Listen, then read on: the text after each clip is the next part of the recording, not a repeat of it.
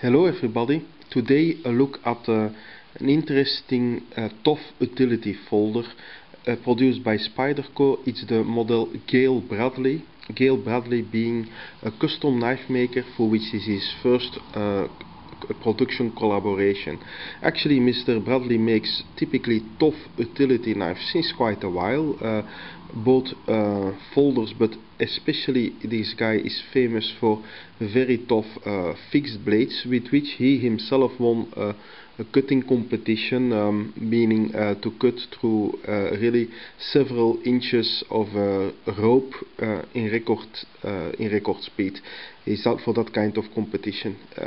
It's true that it's a kind of competition that personally doesn't interest me very much, but what is certain that he designs his own knives for that, so he knows how to make knives that are indeed can handle such a tough job admirably well, and all that savoir-faire, you could say, comes back in this interesting Spyderco folder, which I really think already as a premature conclusion that if you are into heavy utility use, then it's very difficult to beat this particular one.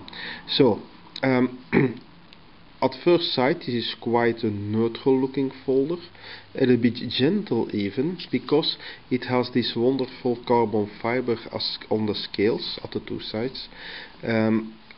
It is actually the same kind of carbon fiber as used in the excellent Sage 1, so it has this bit of texture. While most carbon fiber is smooth actually, and even polished sometimes, this has a bit of texture which helps with the hand holding. And in fact, indeed, it is the same carbon fiber as used in the Sage 1, because it's also made by the same company in Taiwan, a partner of Spyderco, that actually I think they make fantastic quality knives. They are perhaps, they are at least as good as what they do in America or in Japan. This Taiwanese company, they made the two Sages.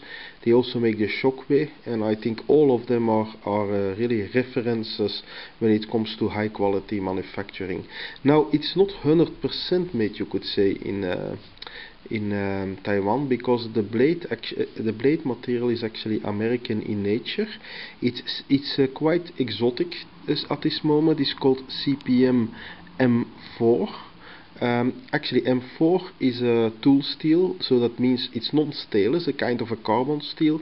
What you have with tool steels is they can be very hard, but they are also really shock resistant, which is, well, when you think back about Mr. Bradley's experience for cutting competitions, you need something that can handle impact, and so that is what you have with tool steels. Now, this particular M4 variant is called CPM M4 because actually the crucible, the steel company, used their powder steel technology on it, like they do also with S30V. It's a powder steel which makes for a very fine grain, and really notching up the hardness a few levels. Actually, this blade has a hardness of around 65 Rockwell, which is more than ZTP. Actually, it's extremely hard, extremely well holding an edge, but it's not stainless. So if you would cut fruit with it, most likely it will stain quickly. So I've not really used mine at the moment. It's pretty new, this one. And otherwise, keep it dry. I mean, wipe it dry and perhaps even add a bit of oil on it, on the blade, so to give a protective layer on it. But so with this in mind, it is extremely high performing steel, which fits the concept of a tough utility folder very well. So it is a liner lock. The 87mm for the blade. This was the nice little ruler that Andrew sent to me, and around 84 for the cutting edge, so that's quite good. 150 and a bit grams heavy. It's a liner lock, and look at how sturdy this is made. Actually, this is one of the heavier Spydercos, as 150 grams, but then you see why. This liner is for the lock is 2 mm thick, which is actually, well, it's actually extremely sturdy. Some of the smaller frame lock folders don't have a better lock than this.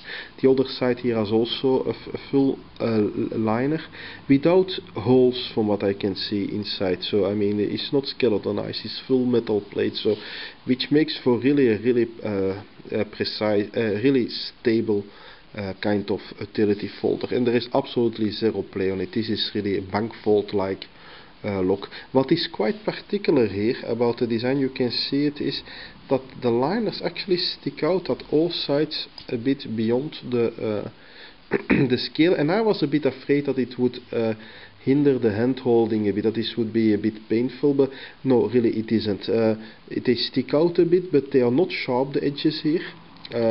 So it is really very comfortable, and while I have not really used this one heavily yet, I cannot imagine that you would suffer from the hand holding at all. So it's more a design feature, and again with this nice structure, it adds both class and grippiness.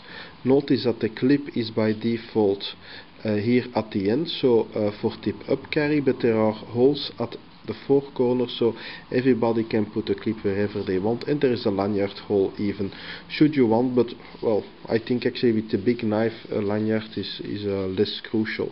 And the hand holding is really good with the typical Spyderco hump, so that allows for really being precise.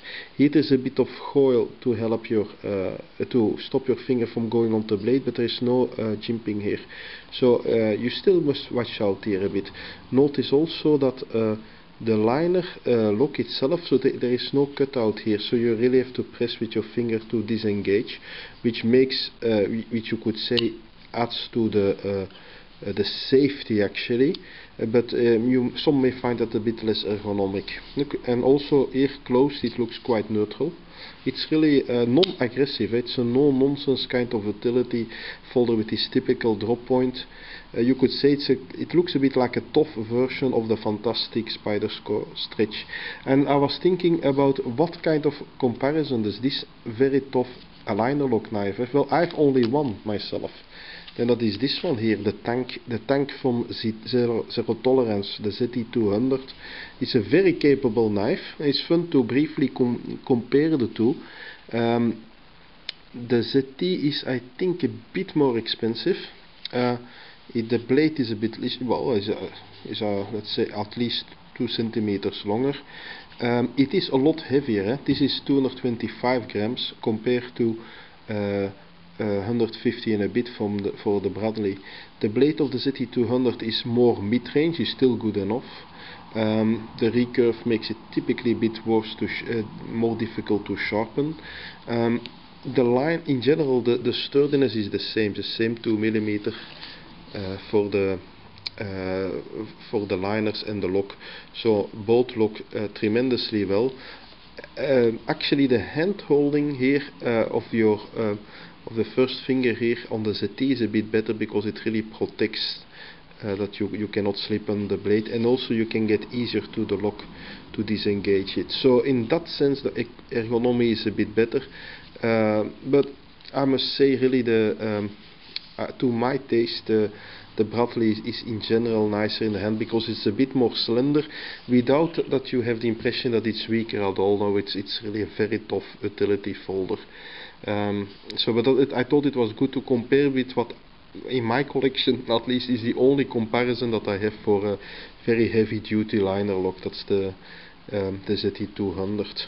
So in short, I think this is a really fantastic utility knife, actually one of Spyderco's best ones. It shows again that the manufacturing partner in Taiwan, the one that does these knives, at least, because they have another one for the Cat and the Chicago, but I don't have those, so I cannot comment. But this one makes knives of an absolute world-class quality. So really a perfect utility knife. Only thing is, I would say, watch out a bit with the blade. Keep a bit of mineral oil on it, and then wipe it off so that you have a protective layer. And anyway, if you use it and you use it for food, and it will stain, but why not? I mean, it's a tool after all, so opinels also stain, So you see, by the way, if the camera picks up the detail, you see here Gayle Bradley, the name of the maker. There you see that the made in Taiwan. So yeah, perfect. Also easy to clean here, completely open structure, and in some way, yeah, strangely gentleman-like in a bigger way, because it's so refined looking.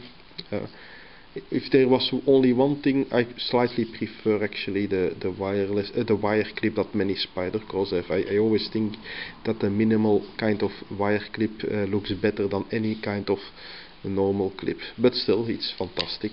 Really good utility blade. Strongly recommended.